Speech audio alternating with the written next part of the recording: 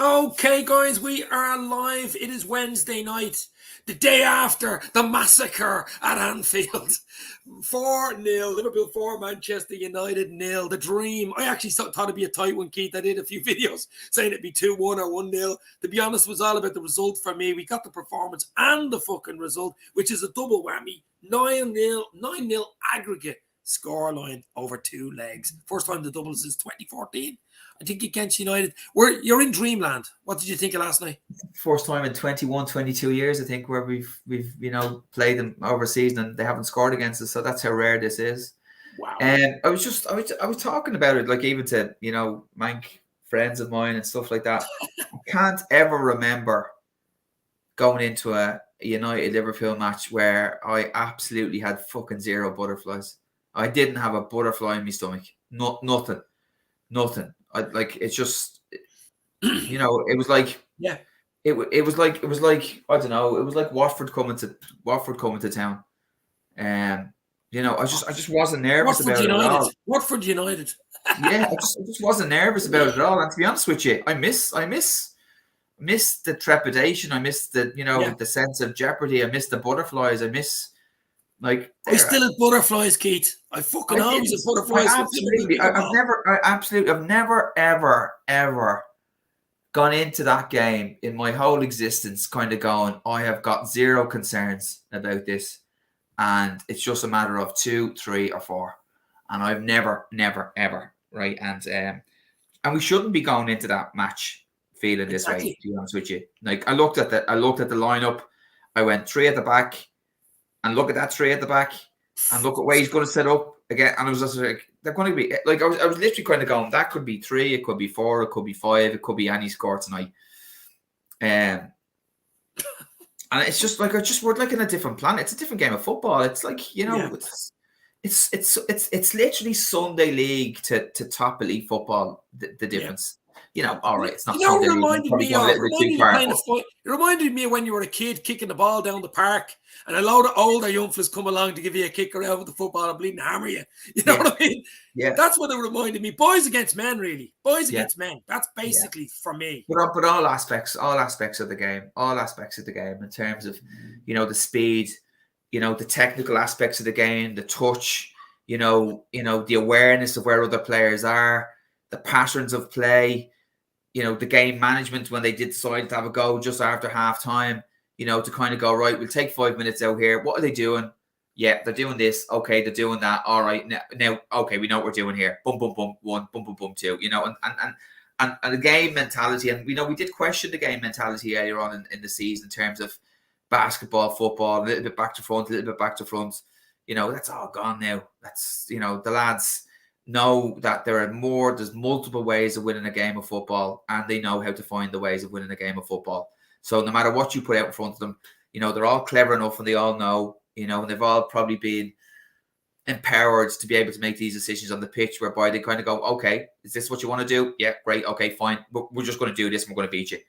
Okay, yeah, happy enough with what you're going to do here today. We're just going to turn around, we're just going to beat you. So like, it's, mentality monsters was something that was bounced around a while ago, and it's absolutely back, to be honest with you. It's absolutely back. So and we've got 15, 16, 17, arguably 18 players who can come in and do the exact same job and rotate them around. I think that's everybody, all of our front players either scored or assisted last night. Ridiculous. We go through 3 or 4 individual performances which I think stood out last night and have stood out, to be fair, over the season. But for me, I think the key is the options we have on the bench now. You know what I mean? If it's not going right, we can change it. That's the bleeding difference for me. Not that it doesn't usually go right. It does. But we still get the confidence. We've got that confidence on the bench. We haven't had that confidence since Klopp's been at the club. We just haven't had it.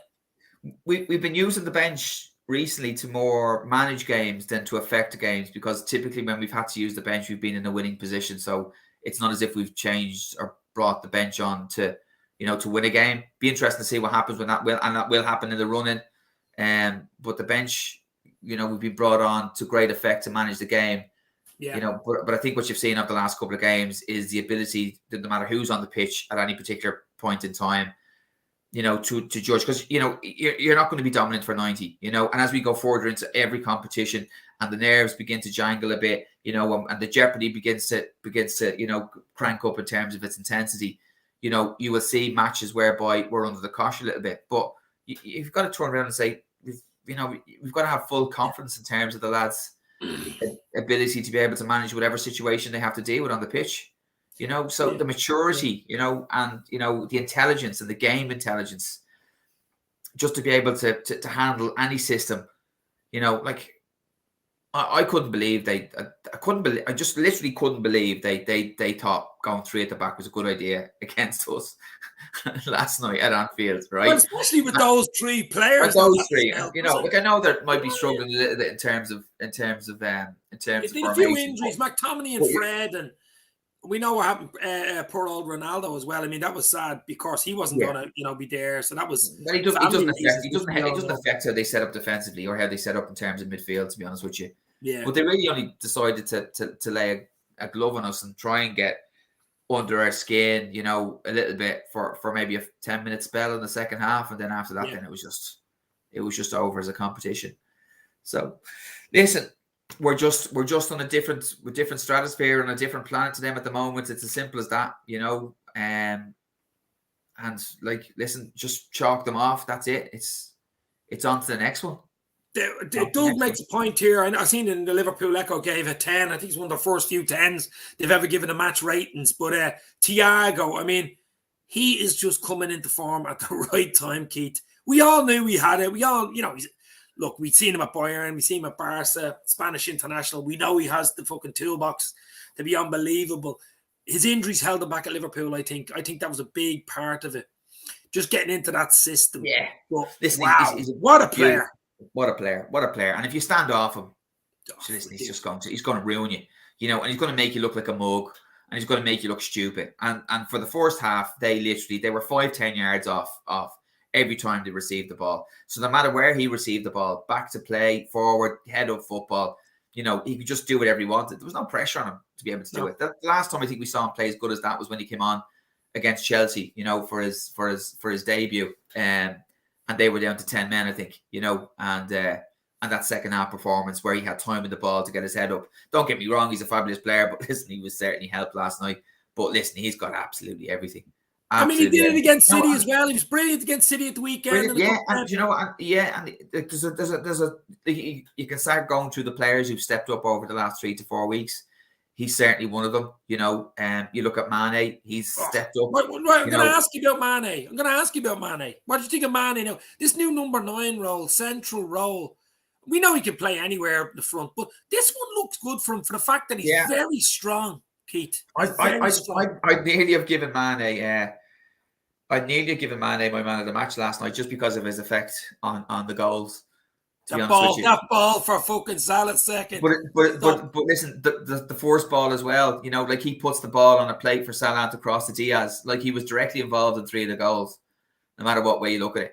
Yeah. Like he takes the ball and puts the ball over the back for Salah to basically take a touch and cross it in for Diaz. But it's his initial pass that cuts them open, right?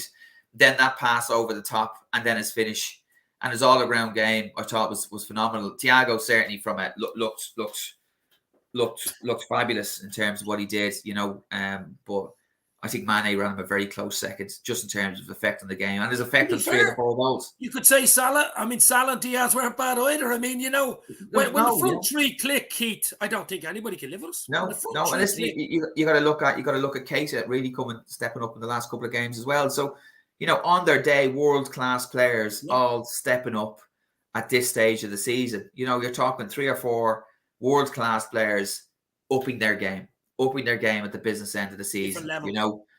All potentially vying for man of the match every week. So listen, we're in a fantastic place. We're in an absolutely fantastic place. Some of the things might be in the lap of the gods in terms of us bringing home 1, 2, 3 or 4 trophies, to be honest with you. But we're good enough, and we've got the form to win them all. What are we? The 20th of April.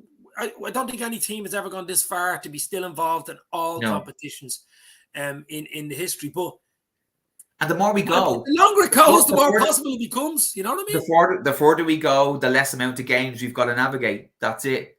So we get to Villarreal, and it's really 2 games, and then the league. You've got an FA Cup final, and you've got a Champions League final. They're 2 standalone games, and then it's just the league. So before you know it, in the next couple of weeks, we'll literally be down to 3 or 4 league games, you know, and then 2 finals. We could be literally down to that, and that's the difference. Now we need help in one of those competitions. That's you need to keep, no matter how good you are through history, the top, even the best Barcelona team, best Real Madrid, best AC Milan, Liverpool, United teams ever. Bit of luck. I think we've gotten little bits of luck in this earlier in the season, and I think that's pointed to me that this could be one of these miracle seasons. You know the way these little things happen?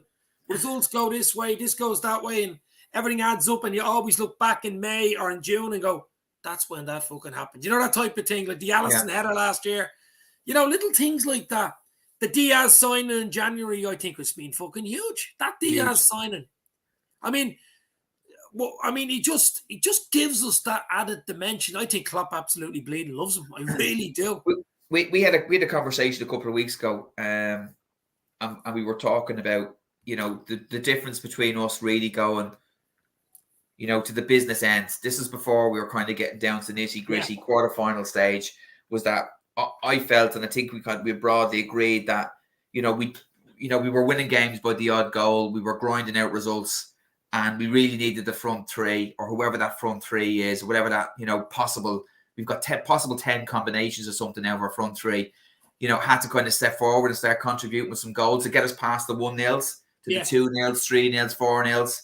And I think we're there now with a degree of game management. And I think the 2 results against City have been absolutely massive for us.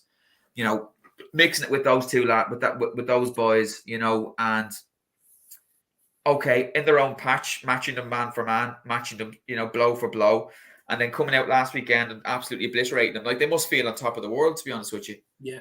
On top of the world, you know. So I don't think there's a sense that the lads going into any games, you know, with respect and with a degree of modesty, are like, well, we're not going to, you know, we can beat these, and we can beat anyone that's put in front of us, to be honest with you.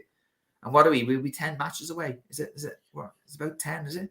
No, 10, we've 2. Well, you know, if you're talking about all games involved, 7, 8, 9, 10, 11. Is it 11 matches? It's 11, I think. We've 2 Villarreal. We've possibly 2 finals. Then on top of that, that's 4. And is it 7 games left, or is it 6? 7 or 6. Listen, I'm taking it game by game. I mean, we've Everton the weekend. No, you have to.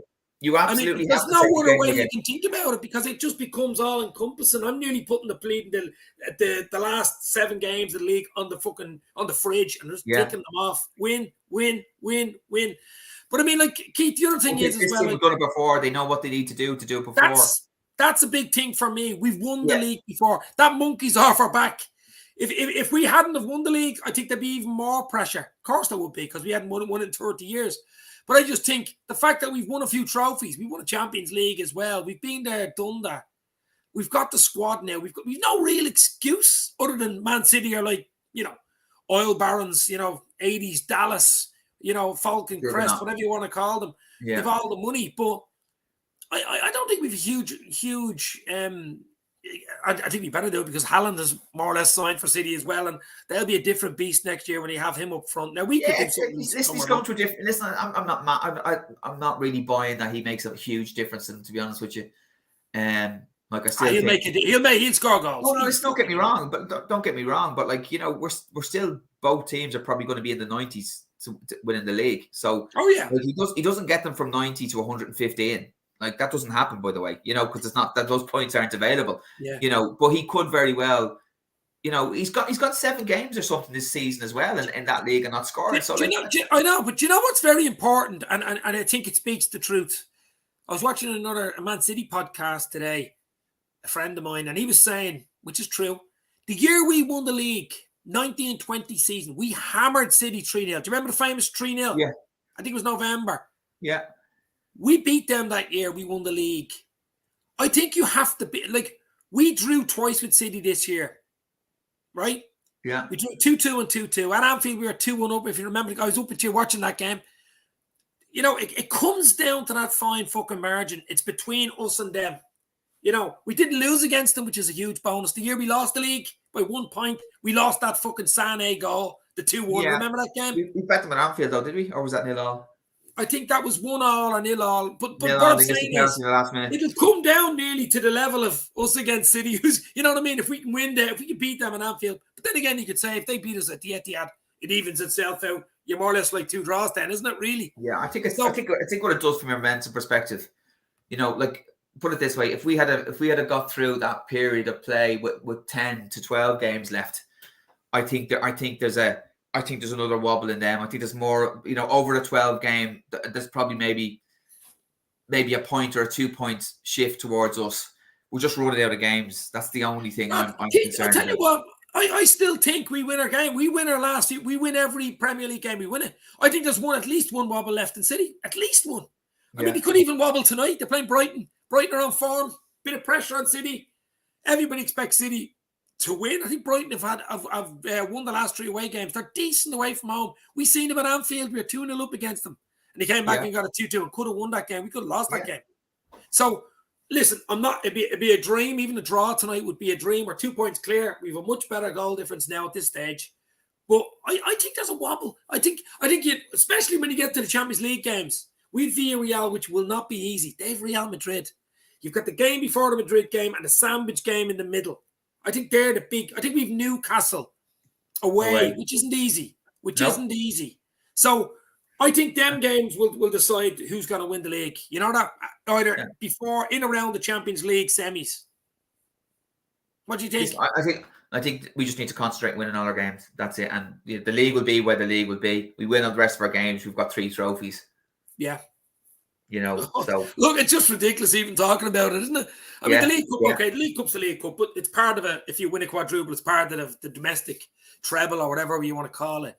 But the FA Cup final, I've forgotten all about it. We're in the bleeding final. I was just concentrating on the United game, but that's another day's work. Chelsea, that'll be tough enough as a final, of course, and maybe for revenge. Yeah, but listen, we Chelsea listen, you know, sometimes you get gimmies in some finals, you know, whereby you've done the hard route to get to the final. Like when you look at ours, if we were to win the FA Cup, we have to get through Chelsea. Yeah. If we do get to a Champions League final, it's going to be Real Madrid or Man City, right? And then over the league, there's no. This is, you know, even on paper, it would be the most difficult quadruple you could probably come across because we haven't faced a Birmingham. Well, you keep hearing all the United fans saying it's like the Europa Cup League run we have in the Champions fucking League. Yeah, you know what I mean. Yeah. You know, they're but just like jealous. Yeah, but like sometimes you get to a final whereby, you know, you've beaten the best team in the semi-final, get yourself into a final, and you get a Cardiff or you get a Birmingham or an Aston Villa or a Millwall, or you get some fucking stupid thing like that in a cup final, right? And you know you get yourself across the line. Whereas in order for us to do the quadruple, we're going to have to beat City in the league, beat Chelsea in a cup final, in 2 cup finals, and beat either City or Real Madrid in the Champions League final. That's a proper quadruple, though, isn't it? You know what I mean? It'll never be done again at that level. Tiring. If we win the quadruple, I'm out of here. I mean, it doesn't get any fucking better. How can it? I think I might stop following football because it's going to be really difficult to beat that, isn't it? Well, you never beat it. Well, you could win the Club World Cup, adding on the Super Cup, probably Charity Shield. Won't even mention Charity Shield, but I didn't realise Trossard was out for Brighton. I just seen that there from Owen. Put it in there. Thanks, Owen. That's fucking brightened up my evening. Yeah, Trossard is dangerous for them, and Basuma is probably their midfield, but you never know. Look, you never fucking know. Here's some of the games here. City of Leeds away, the big Real Madrid games, and Newcastle at home after the second leg. Yeah, I know what Keith's saying as well. Depends who's available for the games. Depends what you're like going into those games.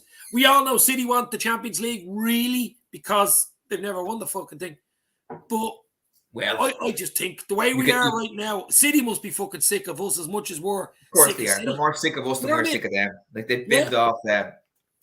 They've probably binned off the FA Cup to a degree, right? To focus in on the other two, right? Because they've tried the quadruple, the triple over a few seasons, and they've ended up falling short with the one they really wanted. So I think their squad is not as good, Nick, as their squad, to be honest with you. I think they're nursing a lot of injuries. I think they're nursing a lot of players who've had long seasons, you know. So I don't think their squad is as good as Nick as theirs are in terms of, you know, physicality, mentality. So I think he's he's managing that squad to get themselves to the business end.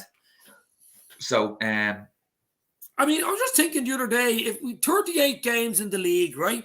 How many games is it to get to the final of the Champions League? How many games is it to get to the final of the League Cup? How many games is it to get to the final of the FA? You can't get any more fucking games. That is the total amount of games you can play if we get to the Champions League final. Yeah. I mean, that's only one game away from where we are. Like, one added on game, but we're already in the FA Cup. We won the League Cup. We have to play the 38 league games. I mean, that in itself is fucking unprecedented. Never mind. We could very well be going into the 38th league game of the season with something riding on it. So you've gone to the business end. You've gone to the last game of every competition you've gone into with something riding on it.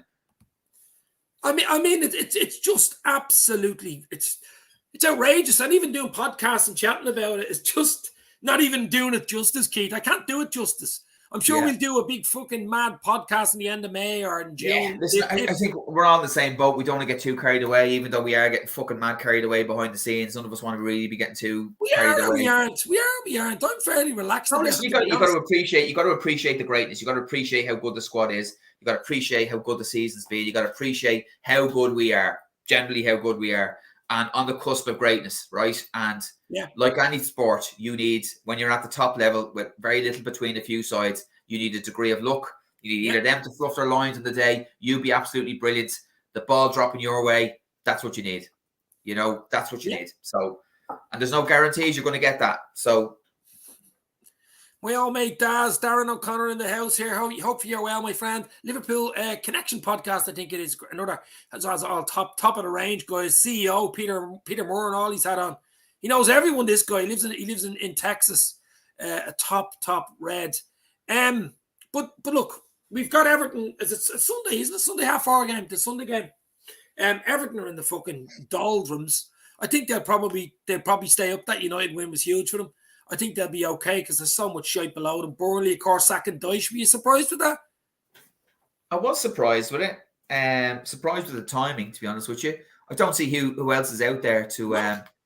No, it smells to me like something else went on there, to be honest with you. Some sort of bust up, or they just kept behind. Whole staff left, didn't he? All his staff and all went. His whole back team went at the same time. So and he was out in the town. A weird one, to be honest with you. He's probably the only one who probably could have got them out. Like, who goes in there with 6-7 games to go and turns that team around? What can you do? Well, you can do nothing to change the. Yeah, be Burnley, Watford, Norwich, won't it? At this stage, I think. Yeah, listen, Everton are worse than United. So again, I'm not too sure what we shouldn't be worried about that match at all, to be honest with you. It's just a matter of derby. It'll be a bit more niggle, I think. They won't play like United, fucking 5-a-side on a Saturday night. There'll be a bit more niggle, a bit more bite, a bit more tackles going in, I'd say. Yeah, I still think though, like, so we went down, we started off that match last night, like there was going to be niggle, like we expected the worst and played our best, and we'll do the same thing. It's a nice late kickoff, it's not too early, it's nice 4:30 on a Sunday. People have been out all day. The crowd will be up for it. And I don't think they're going to be able to live with us, to be honest with you. I know. I'd say only 3-0. Not in their form. 4? So. Quadruple against them as well. Look, 42-0. I think Mitchell Balls has gone 42-0. 42-0. That'd be great for the goal difference, wouldn't it? That really would. Gary Richards, Liverpool are on another planet. You're absolutely right. We get a result against Leicester tonight. To get a result against Leicester tonight, I think they're pretty much, they should be all right. They should do enough to stay up, to be honest with you. So, they might come to. Yeah, Eamon Kelly saying the exact same thing. Everton need to beat Leicester tonight. Leicester are up and down. I don't know what to expect from them either.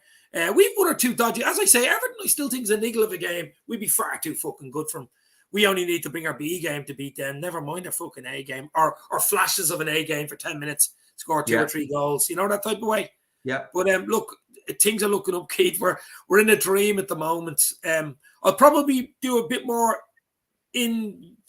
go more in deep for the Everton game on Friday night, because there'll be a gap of 2 days then to the game. If you're around, maybe Friday night. Yeah. Do a half hour with Ivan. But we keep it short and sweet here. We're 25 minutes in. Anything else you want to add? Are you happy? You're happy in the Anfield Garden at the moment, well watered and ready to rock. What do you Jeez, you think, can't Keith? help but All good? you can't help but being, feel like you're in a good place. It's just a matter. It's a question of how many, isn't it? Well, That's look. it's a question of how many. It's not a question of if we do this or it's really down to the question of how many are we going to get. Well, look, I wouldn't take right. The league will take care of itself. What we 6-7 games left. We're not out of anything. What I'm saying is that we're not out of anything. No, we We're in know the that. mix for the fucking lot. So it's a matter of Villarreal will be tough. Villarreal won't be easy. There won't be much in fucking. no. I'm just saying we're in the mix. We're in the mix for every single competition we've gone into. We're in the mix. Yeah. So that's all you can fucking ask, isn't it? That's all you can ask. And all the doom and gloom pre-Christmas. I remember it doing a podcast. I think it was a week before Christmas.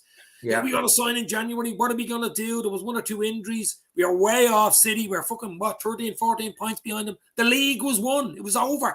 We were thinking that we were going to get knocked out in the 2 domestic cups because of the fact Klopp doesn't rate them. Yeah. Remember? And we remember some of the conversations must be about maybe a month and a half ago, and we just started on that run, and we were like, if the lads can negotiate the next 4 to 5 games, unbeaten. You'll see a change. You'll see the confidence. You'll see the mentality change because we just started on that run. I think we were at maybe 7 games unbeaten at that stage, or 6 or 7 games unbeaten, and we were starting to look like we knew again how to start winning football matches in loads of different ways. And then as we got now, it's just confidence, and now we look like we're a domineering force that could absolutely obliterate anything that's put in front of us.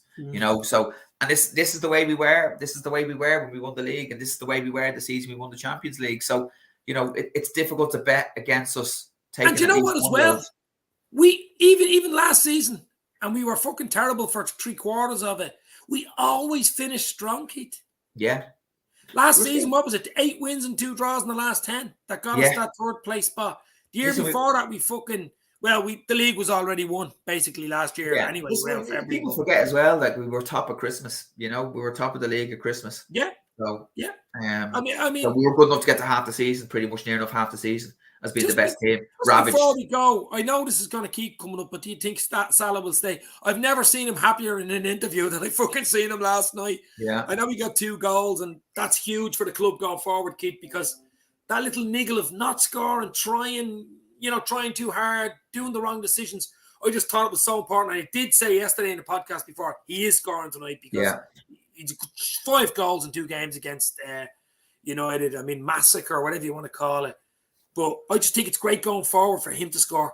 Class is permanent, Dave. Class is permanent. He was always going to come back. That was never going to be something that went on too long. All the good strikers have barren spells for a little bit, to be honest with you. Like, he's had his barren spell and he's still on 22 goals, 7 ahead of Ronaldo. He's still the top scorer by 7 goals, having had a bad spell where he hasn't scored in 2 months from open play. Like, that's the measure. That's the level we're at here. Like, he could go on now and finish off the next 7 games and be finished with 30 league goals. What is he at now? 22? 22. Yeah, I could see him scoring against Everton, at least 1. Yeah. You know what I mean? Absolutely. Yeah. Like, he scores, if he gets 1 a game before the end, he's on 28, 29 goals. Ridiculous. Where he didn't score for 2 months. Fuck's sake. I think he's 30 overall, though. Because I seen the Liverpool thing. I'm just talking about league goals, though. Like, he hasn't scored. But not the last, he scored a penalty, all right. But the last league goal. You mean open play? Open play. Yeah, but he got one or 2 penalties, but still 2 penalties over 2-1 period, and he's still where he is. But it wasn't that there were 2 great finishes last night. That control for that ball from Mane, the control to run on it with a spinning ball, if you've seen it in slow motion, and then the finish, it was beautiful. And even the other one where he ran onto it, the run was there and the flick. So they weren't just tap-ins, you know what I mean? The best thing about that finish is De Gea's face, where he's just going, fuck off. He's just like, did you see Maguire's face at the end of it? Yeah, what? Salah was like this. See Maguire, oh my fucking god. No, but as Salah just slots the ball, to De Gea's right, De Gea's face is just like, fuck off. You knew you were going to do that, you bollocks.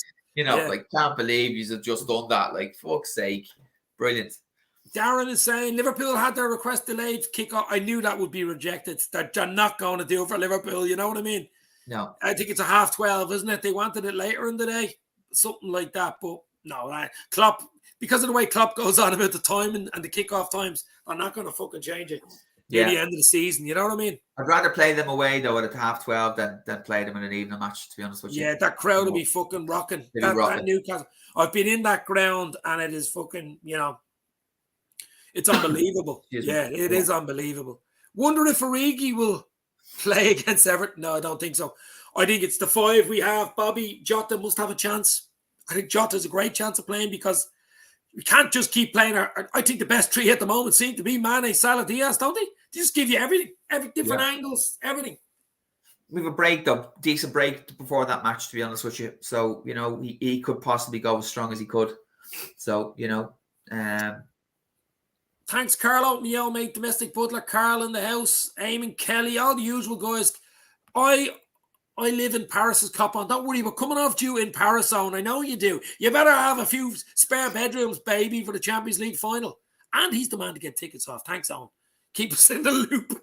He lives just around the corner from the Parc de France, I think, don't you, Owen? But look, we leave it there. We're 31 minutes in. It was only meant to be a 20-minute, but we get carried away when we're talking about the superlatives of the Super Reds. The dream of the quadruple is still on. Get in touch if you come over. Fucking right, we will. I'm not joking. Keith isn't going. That's not necessarily an offer of a sleeping. No, that's just meet me after the match for a point. That's all that is. €50 point in fucking Paris. I'll sleep on the floor, says Darren.